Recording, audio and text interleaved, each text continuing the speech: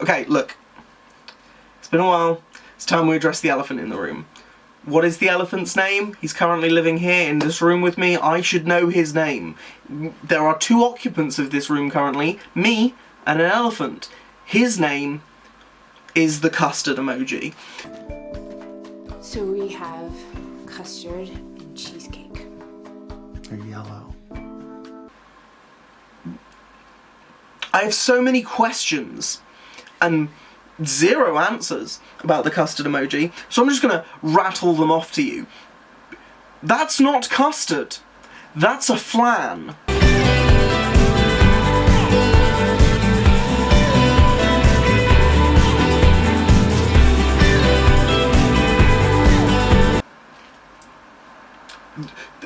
My thesis starts and ends with, that's not custard, that's a flan. Now, you may say, okay, look, sometimes you type in custard and there's no emoji for custard, right? So they give you the next best thing. Flan contains custard, so maybe they're just like, this'll get the point across. When you type in and it gives you the little autocorrect suggestion, and it's like, hey, use this emoji instead of saying the word custard.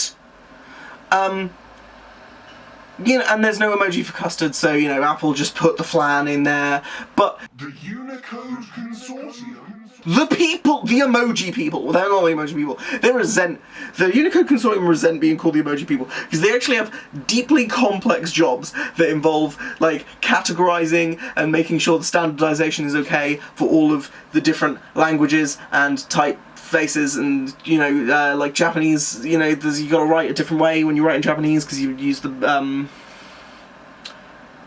what's it called? I know what it's called!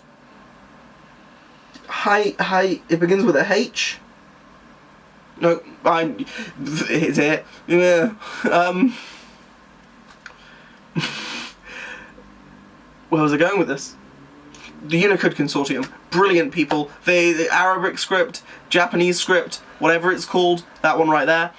They standardise all of that. But also, brief history of emoji. So, you have the Japanese people, they have to store the characters with more than we store them with like 256 bits or whatever, because we have 256 characters. Japanese, obviously, they have more characters because characters represent syllables rather than discrete letters, I believe. I don't know much about the Unicode Consortium or Japanese scripts, but I know enough to tell this story. So, the Japanese people, they need Japanese people. The people who are making Japanese text computers, they need more bit storage. They can only go up in powers of 2, so you got 2, 4, 8, 16, 32, 64, 128, 256, 512, 1024, 2048, 4096, 8192, 6000. No, that's as far as I can go with it. So say we need 256 characters to store all of our letters, right? Japanese people, they have more letters, because they just have more letters. It's because they store each character means a syllable. We've been over this. They can't just go like, oh hey, the English alphabet has 256, we have 312, so let's just have 312 storage characters. They have to be like, okay, we have to take the next step up to 512. So they've got a bunch of space left over. So what do the Japanese mobile companies do? They put in a bunch of pictures, right? So then the Unicode Consortium comes along 20 years later, and they're trying to standardise text so that Japanese people can send text to British people and it'll appear on British people's phones, and the British people can send text to the Japanese people and it'll appear on the Japanese people's phones, and the Arabics can test everyone. So, the Unicode Consortium, they put in all the Japanese characters, and then the Japanese people, they put in a bunch of pictures because they had all this extra space, right? They put in love hotels and sushi. They put in love hotels and sushi. That's all Japan cares about. Though that's two. They only had 2 extra spaces, so they chose love hotels and sushi.